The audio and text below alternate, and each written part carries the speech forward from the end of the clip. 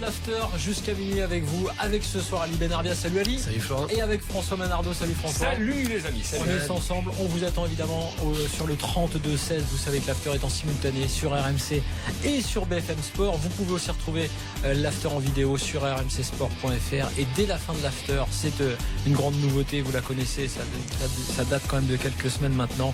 Et bien le replay de l'émission également sur rmcsport.fr. Toutes les réactions, on va les avoir dans quelques instants direct de Nice, parce que Nice a gagné ce match face à Montpellier 2-1 en ouverture de la 27e journée, ou plutôt en deuxième match de la 27e journée, parce que juste avant, Nantes avait battu Dijon 3-1. On va débriefer ces deux matchs dans l'after avec vous, supporters nantais, dijonnais, niçois et montpelliérains. Je vous l'ai dit, on aura toutes les réactions, et évidemment on fera l'évaluation avec le bilan qui marque un doublé alors que les montpelliérains menaient 1-0 sur la pelouse de Nice. On va vous redonner tout ça et tous les résultats dans quelques instants, et pour ceux qui sont sur BFM Sport, vous verrez bien sûr les images, tous les résultats de Ligue 2 également, et puis également au programme de l'after, les matchs de ce week-end avec en point d'orgue le match OM PSG, mais dès demain un Guingamp-Monaco intéressant. Vous allez entendre Djibril Sidibé notamment dans l'after. On parlera aussi de Lyon qui connaît son adversaire pour les huitièmes de finale de la Ligue Europa, ce sera l'AS Roma. On va décrypter le jeu de l'AS Roma et les points forts et les points faibles de cette équipe avec Simone Rovera, et puis une page anglaise avec la finale de la Coupe de la Ligue entre Manchester United et Southampton, le Southampton de Claude Puel contre Mourinho. On va en parler avec Philippe Auclair, avec qui on parlera également de l'éviction surprise de Claudio Ranieri, le coach qui a permis à Leicester de devenir champion d'Angleterre. La surprise générale l'an dernier a été démis de ses fonctions. Aujourd'hui, on vous attend sur le hashtag RMC Live, et sachez d'ores et déjà, vous supporters bretons, rennais et lorientais, qu'il y a un sondage sur le compte Twitter de l'After sur le match de demain, tout simplement, Rennes-Lorient. Il y aura une battle de supporters dans la deuxième heure de l'After, et vous pouvez d'ores et déjà donner votre pronostic pour ce match, Rennes, nul ou Lorient. Et puis évidemment, après la battle des supporters, on verra lequel de ces deux supporters, rennais ou lorientais, vous aura le plus convaincu. Allez, c'est parti pour les résultats de cette 27e journée de Ligue 1. Je vous l'ai dit, Nantes a battu Dijon 3-1 avec des buts de Bamou, Salah, Pardo et Dubois contre son camp. Mais l'info du soir, c'est la victoire de Nice face à Montpellier. C'est Montpellier pourtant qui avait ouvert le score grâce à Mounier. Mais les Niçois sont revenus, et c'est important de le signaler, alors que Boudbouz en plus a eu un coup franc sur le poteau. En toute fin de match, ils auraient pu égaliser les Montpelliérains. Mais l'homme du match, c'est Le Bihan, puisque Le Bihan marque un doublé, alors qu'on le sait, il a été absent 15-17 mois même. C'était une rupture des croisés. Et en plus, après, derrière, une fracture du tibia, je crois. Et une fracture du tibia, okay. Il était poissard. Il a eu la totale. Voilà pour cette histoire qu'on va vous raconter dans quelques instants. Vous pouvez nous appeler au 32-16. Le programme, je vous l'ai dit, Guingamp-Monaco demain à 17h. Nancy-Toulouse, Angers-Bastia, Rennes-Lorient et Lille-Bordeaux à 20h. Et puis dimanche, Saint-Étienne-Caen, Lyon-Metz à 17h. Et évidemment, à 21h, Marseille-Paris-Saint-Germain. Week-end spécial sur RMC. Et évidemment, le match en intégralité dimanche. Le PSG est troisième. Et puis en bas de classement, alors pour Montpellier, de toute façon, ça va un peu mieux. Ils sont 12e avec 32 points. Et on rappelle que c'est Nancy qui est barragiste à l'heure actuelle, 18e, 19e Bastia et 20e Lorient. Je vous le disais, la Ligue 2 avec une équipe surprise en ce moment, c'est Orléans, qui reste sur 4 victoires sur ses 5 derniers matchs. Et bien les Orléanais ont battu Amiens à Amiens. Amiens, équipe classée 3e de cette Ligue 2. Doublé de Barreto pour les Orléanais, qui s'extirpent grâce à cette victoire de la zone rouge. Orléans qui gagne à Amiens 2-0. Les autres résultats de cette 27e journée de Ligue 2, avec pas mal de victoires d'ailleurs à l'extérieur, puisque Bourg-en-Bresse l'a emporté à Laval 4-2. Le Red Star a gagné à Niort 3-2. Clermont a gagné à Strasbourg 2-0. Pour les autres résultats, 0-0 entre l'AC Ajaccio et Sochaux, 0-0 entre Tours et Troyes, 1 partout entre Nîmes et le Gazélec, et victoire du Havre sur Auxerre 1-0. Lens-Valenciennes, c'est demain à 15h. Le dernier match, ce sera Reims-Brest. Et au classement de cette Ligue 2, c'est Brest qui est en tête devant Strasbourg et Amiens. Ça, c'est pour le podium. Reims est 4e et 3 est 5e. Et puis en bas de classement, je vous l'ai dit, Orléans n'est plus dans la zone de relégation. Auxerre est 18e, barragiste avec 28 points. Laval 19e, 24 points. Et Tours 20e avec 22 points. Autant d'équipes qui ont d'ailleurs évolué à leur époque en Ligue 1, où à l'époque c'était même la première division. Voilà pour les principaux résultats. Tiens, je vous donne rapidement les résultats de national importants. Dunkerque a battu le Paris FC 1-0, Châteauroux a battu Avranches 2-1, Sedan a gagné à Chambly 2-1, Belfort a gagné à Lyon-Duchère 2-0 et Boulogne-sur-Mer a gagné aux Herbiers 2-1. J'ai été complet. Sauf qu'il y a du tennis ce soir. On va filer vers l'Open 13. Retrouver Eric Salio. Salut Eric. Salut à tous, et vous tombez à pic puisqu'à l'instant Richard Gasquet égalise à une manche partout. Ah oui, parce que c'est Gasquet mon fils. Gasquet avait perdu premier 7-6 et il n'a pas renoncé, loin de là. Et il vient à l'instant de remporter le deuxième 6 jeux à 4, une fin de deuxième set truffée de break et de débreak, donc c'est presque un match de filles, mais bon, la surface est moins rapide que les années précédentes. Donc ça fait une manche partout, et donc on va rester ensemble pour suivre cette troisième manche qui s'annonce palpitante avec un Gasquet qui semble peut-être un peu mieux physiquement que mon fils, qui reprend la compète. On n'avait plus revu sur le circuit depuis l'Open d'Australie. Parfait, mon fils Gasquet, on va le suivre avec toi Eric, sachant que Pouille, Tsonga et Kyrgios sont déjà qualifiés pour les demi-finales, et on se connaîtra le dernier qualifié évidemment à la fin de ce match. Allez, l'important c'est les 3 points. Le plus important c'est 3 points. L'important c'est l'essentiel. Mais souvent l'essentiel c'est le plus important. Ali, tes 3 points de la soirée, et évidemment après ce Nice-Montpellier. On va débuter par ce Nantes-Dijon. Alors, ce qui me plaît, c'est le rythme nantais qui s'impose à chaque match, à domicile et à l'extérieur. La patte Conceição, c'est pas pour autant qu'on a pratiquement un même effectif que tu ne peux pas leur donner un autre rythme, ce qu'on reproche souvent à la Ligue 1 et qu'on retrouve dans les autres championnats. Donc bravo Nantes, et quand tu donnes un rythme comme ça, en général, tu peux plus facilement gagner tes matchs, c'est ce qui se passe avec Nantes. Deuxième point, je vais encore insister sur Boudebouz.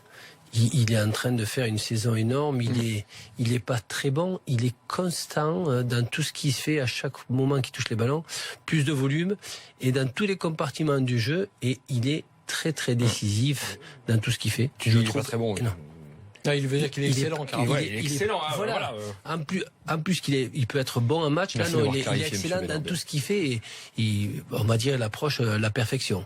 Nice. Troisième, c'est Nice qui recherche son attaque. La preuve, c'est que ils ont passé leur temps à tourner en rond. Ils n'ont eu Pléa, Balotelli qui s'endort, qui est suspendu, qui est complètement ailleurs.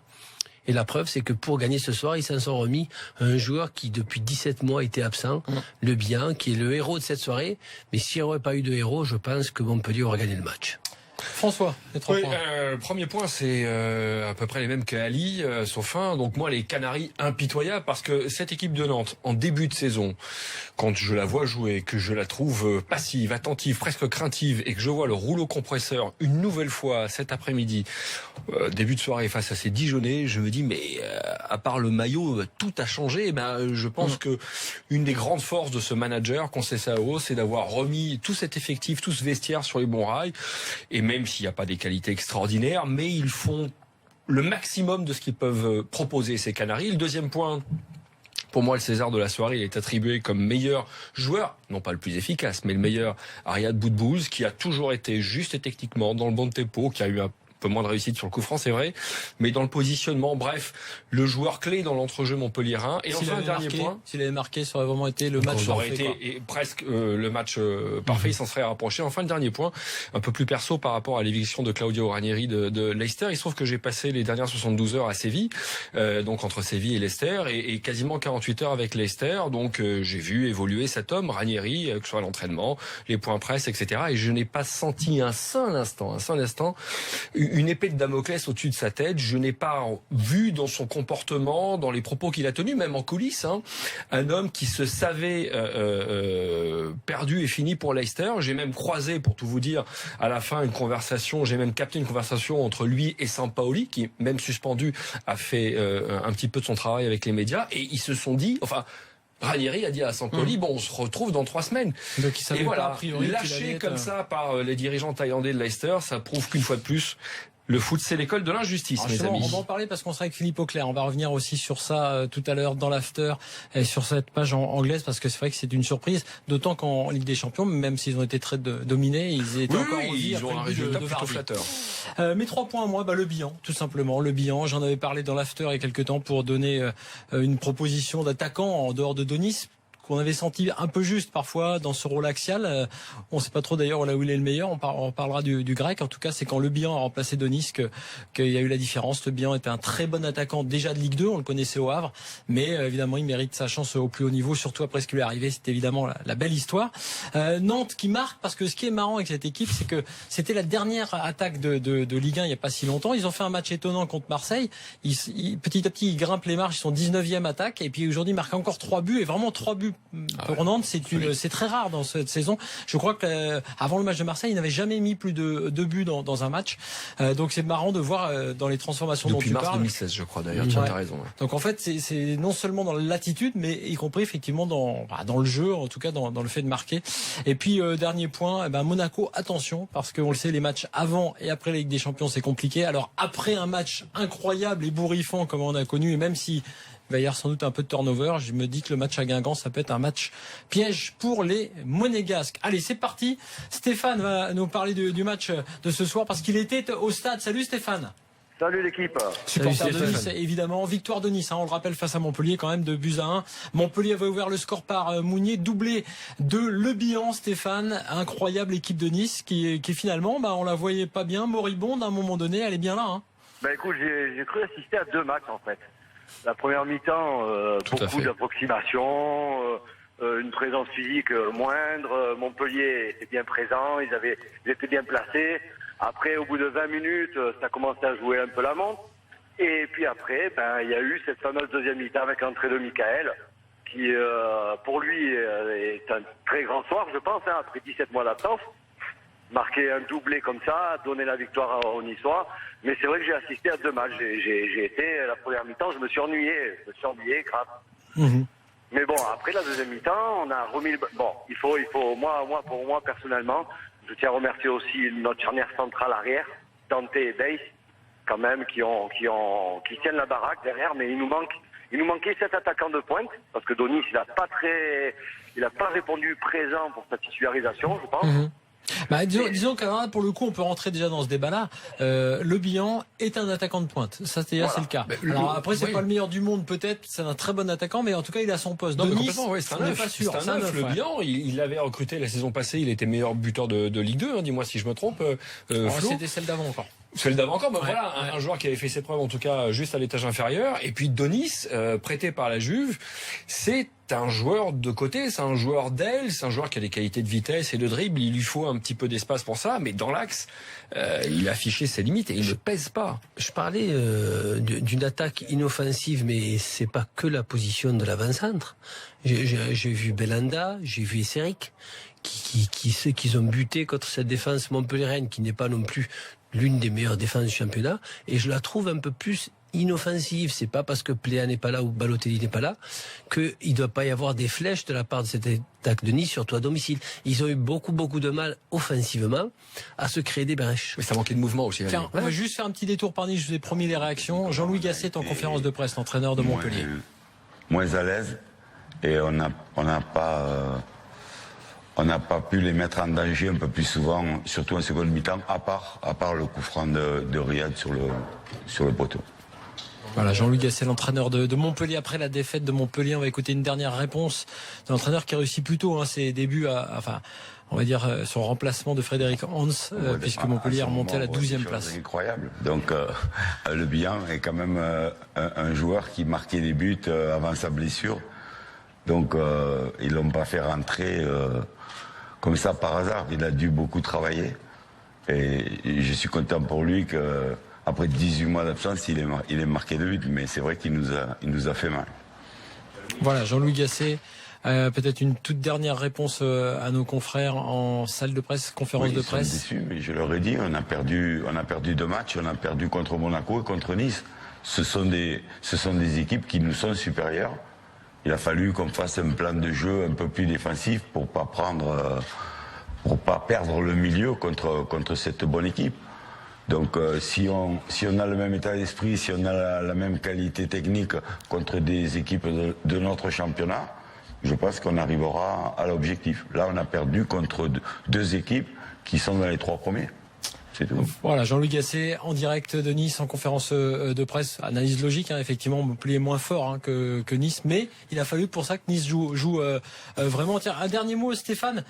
Finalement, l'enjeu maintenant, c'est que Nice revient dans la course au titre, et peut-être d'autant plus si le PSG et Monaco laissent des plumes ce week-end. Tu y crois encore ?